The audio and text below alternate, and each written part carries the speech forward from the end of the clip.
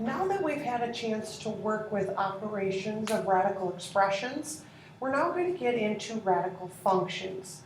Now recall that a radical function is that function whose rule is in a radical expression, where our parent function, which if you remember way back to chapter 1, is f of x equals the square root of x.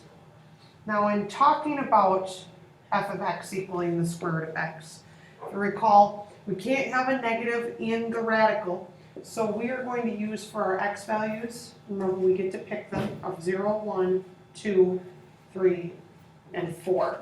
Where the square root of 0 is 0, square root of 1 is 1, square root of 2 is approximately 1.4, square root of 3 is approximately 1.7, and the square root of 4 is 2. So if we plot these, we have 0, 0, 1, 1, 2, 1.4, 3, 1.7, and 4, 2, which means that our graph looks something like this. Now remember, we can also have negatives, which means it will basically look like a sideways parabola, but we're going to stick to positive radicals only because for the sake of this unit, since we've been sticking with positive radicals only from the start. Our domain then, being our x values, is going to be all x values greater than or equal to 0.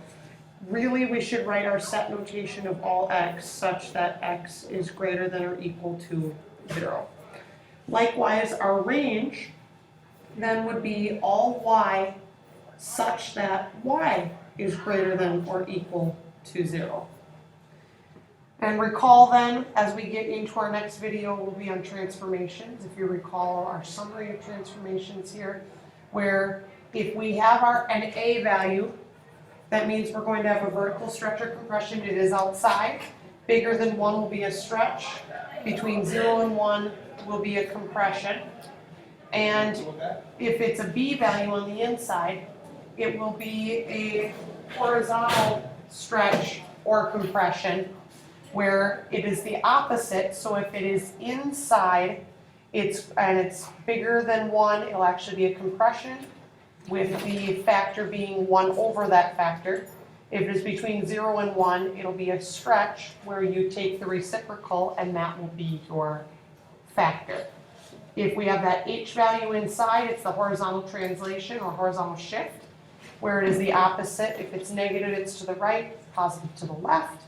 And if it's a k value sticking on the end, as you see up here in gray, then it will be negative down, positive up.